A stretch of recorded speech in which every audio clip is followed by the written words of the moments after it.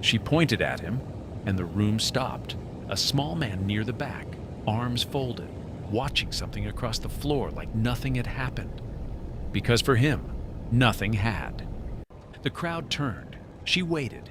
He didn't move, didn't look up, didn't register 400 people staring in his direction. She pointed again, harder this time. Still nothing. The woman pointing was Chen Wei Lin. In this city, in rooms like this one, her presence alone changed how people stood, not from respect, from something older than respect. A Thai kickboxer with 11 years of experience had lasted 3 rounds with her and never fought again. Said he still couldn't close his left hand properly. That was 3 years ago. He still couldn't. This man hadn't heard it, or didn't care. Wei Lin took one step toward him. The crowd shifted. Not physically. Something in the air shifted. The fighters near the walls stopped warming up. The noise dropped without anyone deciding to be quiet. He still hadn't looked. She stopped 3 meters away. Close enough that looking away was no longer an accident. It was a choice, and he was still making it. Her jaw tightened. Something moved across her face. Not anger. Something older than anger. Something that had been sitting underneath 6 years of unbroken winning and had never once been touched. Until now. He had walked in earlier that evening. Small frame, plain jacket, no announcement, no entourage. He found a gap in the standing crowd, folded his arms, and fixed his attention on the floor. Not on Wei Lin, on one of the young fighters in the undercard, a 19-year-old named Lam Chun-Fai. Quick feet, decent instincts, still learning how to close distance without dropping his right hand. He watched every exchange. When the boy moved well, the man's posture settled. When the boy dropped his guard, the man's eyes sharpened, then went patient again. A woman standing close noticed this. She had worked corners at this arena for 11 years. She had seen coaches, trainers, scouts. She knew what focused watching looked like. This was different. This man wasn't studying the fight. He was studying the fighter, the specific problem of one specific person, with the complete absorption of someone who had already decided this mattered more than anything else in the room. She leaned toward the person beside her. "Who is that?" she said. Nobody knew yet. But the question had started moving. 400 people in the room. 400 people watching Wei Lin. One pair of eyes was somewhere else entirely. That was the question nobody could answer yet. Not why she was pointing. Not why the room had stopped. Just, why was this man behaving as if none of it applied to him? Wei Lin was the reason 400 people had paid to be here. 6 years, 41 matches, 41 wins. The locals called her Tijua, Iron Claw, not for how she fought, for what she left behind. Her style was chin-nai, joint manipulation, pressure point control. She didn't overpower opponents. She dismantled them, methodically, without anger, the way a surgeon removes something that should not be there. Her signature was a 3-stage entry the fighters in this building had named the Bone Collector. A shoulder feint to draw the guard across, a low grab at the wrist to break the stance. Then, while the opponent was still processing, a lock on the elbow joint. At an angle, the human arm was not built to resist. 26 of her 41 wins had ended there. The other 15 came from what happened when opponents tried to prevent it. A Thai kickboxer with a regional title had lasted 3 rounds and never competed again. Said he still couldn't close his left hand properly. Not sometimes. Never. One fighter had left this building on a stretcher.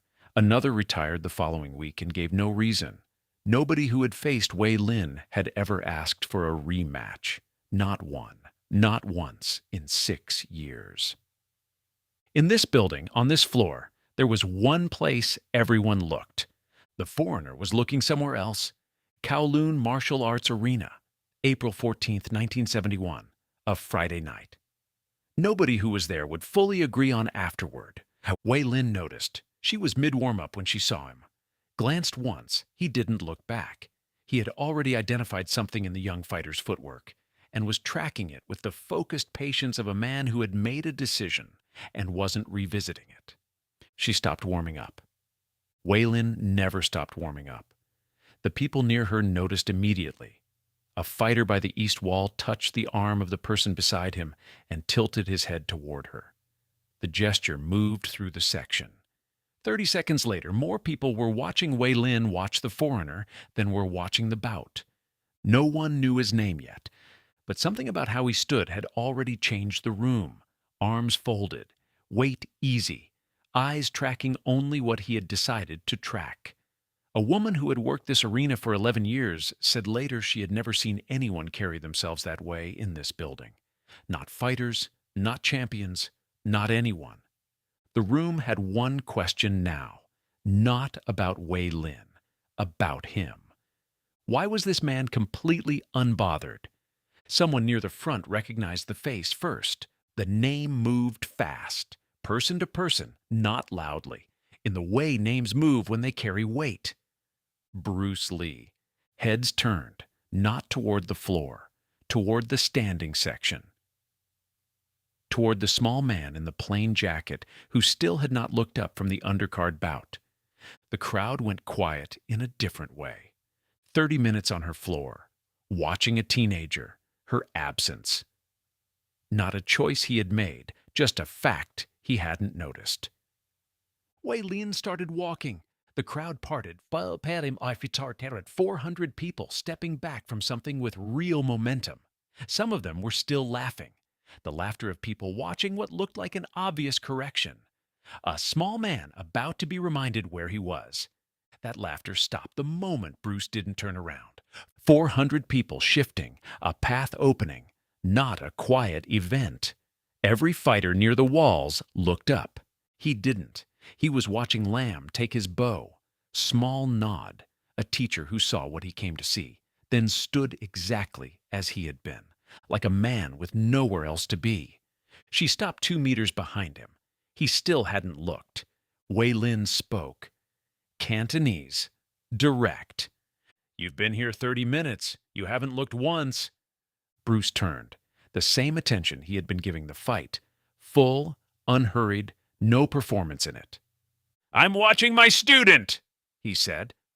The man standing nearest described it years later as the tone, not the words, the complete absence of apology. No adjustment for who she was or what this room was, or what it meant that 400 people had just heard him say it. "Your student," she said. "He drops his right hand when he advances." Bruce glanced toward where Lam stood. He'll need to correct that. Not to Wei Lin, to himself, the way someone notes something they have already decided. The laughter was gone. At once, a man who knew exactly who Chen Wei Lin was, on her floor, in front of 400 people who came specifically to see her, and his first words were about a teenager's footwork. The people closest to him took a half step back, not away from danger, away from the question his presence had put in the room. The one question that had been there since he walked in and still had no answer. Why was he so calm? "Then let your student watch you." Open. Public. 400 witnesses. Bruce looked at her steadily. "There's no reason for this." "You're already here." Silence. He looked at the floor, at the space the crowd had opened between them. Then he looked past her, to where Lam Chun-Fai stood 20 meters away, watching everything still, the way a student watches when he knows he is being shown something he does not yet understand. One moment, a teacher and a student, 30 feet apart, in the middle of everything. Then back to Wei Lin. "Once," he said quietly. "Ask me once." The crowd heard it. The word landed in the quiet and stayed there. He was drawing a line, one exchange, nothing further, offering her a way through this that ended without damage. The crowd understood before she spoke that she was going to step over it, because the crowd had made stepping over it impossible. Their attention had become a wall behind her. Stepping back meant stepping through it. She turned to the room, voice up. "The foreigner came to Kowloon to watch. Let him show us something worth watching." The silence that followed was not empty. The boy near the entrance had stopped eating. The fighters along the walls had gone still. Whatever happened next could not be undone. There was no way back from here. Quan stepped forward, one motion of her wrist. He stopped, but stayed close. The room saw that too. Bruce looked at Quan, not at Wei Lin, at her senior student, the broad man staying close. Bruce held that look for 1 second. A man standing nearby swore he saw the faintest tilt of Bruce's head, the nod of someone confirming information they already had. He had cataloged the room before Wei Lin crossed the floor. He knew where Quan was standing. He had known it the whole time. He looked back at Wei Lin and smiled, small, brief, not at her, inward, the expression of a man who has recognized something familiar and is no longer surprised by it. He adjusted his footing once, barely visible, then looked at her with an expression that held no challenge, no fear, no performance of either. A man named Ho Siu Wai was standing near the east wall. He said later the smile was what he remembered, not the fight. It wasn't arrogance, Ho said. I've seen arrogance. That's a performance. This was something else. He looked like a man who already knew how the next 5 minutes would finish and was simply waiting. The fighters near the walls had stopped watching Wei Lin. They were watching him, watching his face, trying to find what he could see that they couldn't. Quan said later he knew at that moment how the evening would end, not because of anything Bruce had done, because of what his face contained. He had already decided, Quan said. I don't know what he decided, but he'd decided it. 400 people in the room. The quietest one was the most certain. Wei Lin came forward. Nobody in that room predicted what came next, not because of what Bruce did, because of what he didn't. In the next 90 seconds, Bruce Lee would not throw a single offensive strike, not one. The crowd would not understand why until it was over. She came fast, the speed of 6 years knowing exactly how to close distance before an opponent finishes reading the situation. First movement, the shoulder feint, pulling the guard across. Second, the low wrist grab, breaking the stance. The bone collector, beginning exactly as it always began. The wrist wasn't there. No counter, no strike. The wrist simply wasn't where it had been. Her grip closed on air. Her momentum, committed, precise, built on 41 confirmations that this worked, kept moving and found nothing to move against. She had a fraction of a second to register what had happened. The entry had been correct. The timing had been right. The problem was that he was no longer where the technique was aimed. She reset. He had not moved far, a single step fractionally back and to the right. But it was the exact step, the one that made her movement arrive at empty space instead of a wrist. Not a block, not a redirect. Absence, placed at the precise moment her grip expected presence. He had known the entry was coming. He had been studying China entries for 3 months, reading, drawing angles, working the geometry in slow motion on his own forearms at night. He had known which direction the bone collector moved and how far. He had simply not been there when it arrived. The crowd made no sound, suspended between what they expected and what they were seeing. He still had not thrown a single strike. 30 seconds in. She came again, faster, a combination she had built specifically to compensate for defensive pulls. It had ended 3 of her last 6 matches. She drove it with everything she had. The second movement clipped his shoulder. Half a step back, left foot catching the floor. A woman nearby pressed her hand over her mouth. Quan leaned so far forward his hands found the wall. Bruce corrected. Quiet, immediate, absorbed. The room held its breath. For 3 full seconds, the crowd believed Wei Lin had found the answer, that the foreigner had absorbed damage and would now absorb more. That this was about to end the way everything ended in this building. He had let it land, not because he missed it, because he was still reading. In the half second before the combination arrived, he had seen something, a quarter-second drop in her left shoulder before the elbow released, so small that 41 opponents had missed it. He had been watching her shoulder since the first exchange. He needed one more confirmation. He had it now. She pressed forward. Third combination, the one she trusted most, the sequence that had ended more careers than any other in this building. She had set the pattern across 2 combinations. This was the finish. Bruce stepped inside it, not around it, inside, closing the distance instead of creating it, moving toward her at the moment she expected him to move away. The elbow had no room to arc. The lock had no angle to set. She felt the geometry collapse in the same instant his hand, light, deliberate, redirected her extended arm downward. She went with it. A fighter with real experience goes with the redirect rather than resist it. She stepped back, stood upright. 60 seconds had passed since the first exchange. He had not thrown a single strike. 400 people watching a fight that was only one fight for one of them. Wei Lin was fighting to land. Bruce was studying what landing looked like and storing every answer. Bruce had a clear line. The positioning was there. One movement, and the evening ended differently. He didn't take it. Instead, his right knee came up. Slow, deliberate, nothing like the speed of the previous 60 seconds. It rose until his foot was level with her ribcage.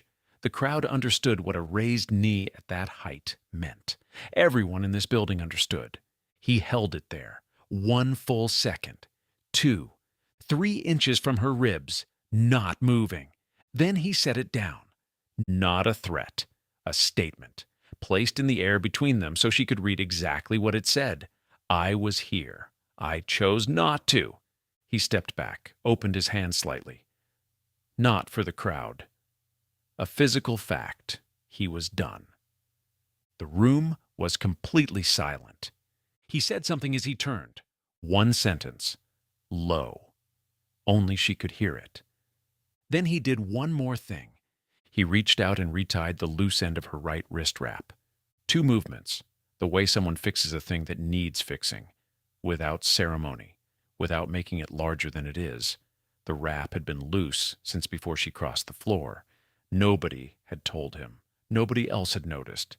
He had seen it when she stopped 2 meters behind him, before she spoke, before any of this began. He had noticed it the way he noticed everything, quietly, completely, without announcing it. No witness caught the words. In the years afterward, when people asked, and they always asked, Wei Lin would pause and say she didn't remember. Nobody believed her. She stood in the center of the floor. Quan appeared beside her, said nothing, just present. Her hands were still ready. Someone near the wall noticed it years later, the posture of someone who hasn't finished something.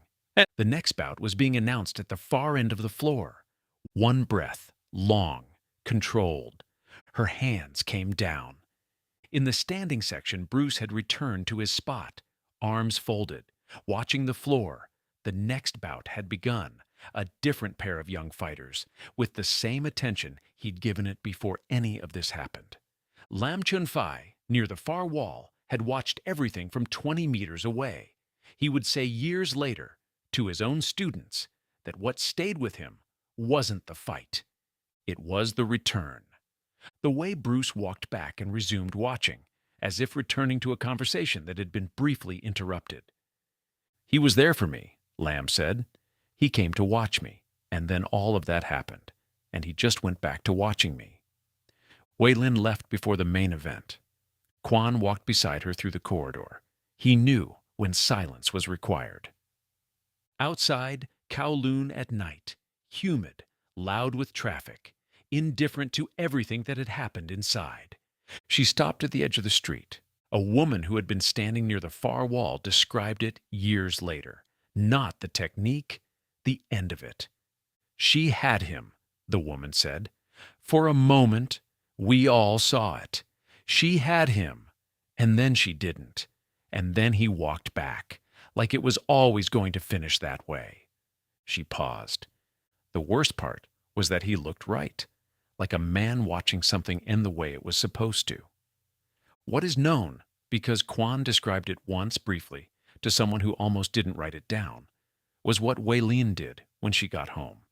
She went to her training room, turned on the light, stood in the middle of it, then sat down on the floor.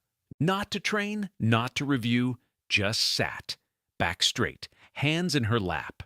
Quan said what stayed with him, decades later, wasn't what she did. It was what she didn't. She didn't go through the sequences, didn't locate the moment where it changed and work backward from there. That was what she always did after something unexpected. She dismantled it, found the error, corrected it. She had built 6 years of dominance on that process, on the certainty that every loss contained a fixable mistake. That night, she sat. She was not fixing anything. She was sitting with something that had no error in it. The technique had been right. The certainty had been real. The problem was somewhere she hadn't looked before. The light was off when Quan came past in the morning. She changed her training the following week. Quan noticed before he understood it. Earlier arrivals, new scenarios. Situations where certainty of contact wasn't safe to assume. Her entire system had been built on that certainty. 41 times it had held. She began preparing for its absence, for when the technique breaks, for when the thing she was certain of simply isn't there. Her next match was 6 weeks later. She won. The one after. She won. The streak continued. From the outside, nothing had changed. But the way she moved had changed. Fractionally less committed on entries, fractionally more patient at close range. Quan noticed it most in sparring. The old Wei Lin had moved with total completeness. Every commitment final, every technique fully arrived. The new Wei Lin moved with the same precision, but with a small space left at the end of each movement. A breath of room, like someone who had learned to leave a door open. A Taiwanese fighter she defeated 18 months later said in an interview that Wei Lin was the most complete fighter he had ever faced. She fights like someone who has already considered every way she could be wrong. Her students recognized something in that description. They had watched it appear, gradually, without announcement. None of them knew exactly when it started or what had started it. One asked her once whether she had ever had a moment that taught her more than any win. "I've had a moment," she said, "nothing more." What he couldn't have known, a Friday night in Kowloon.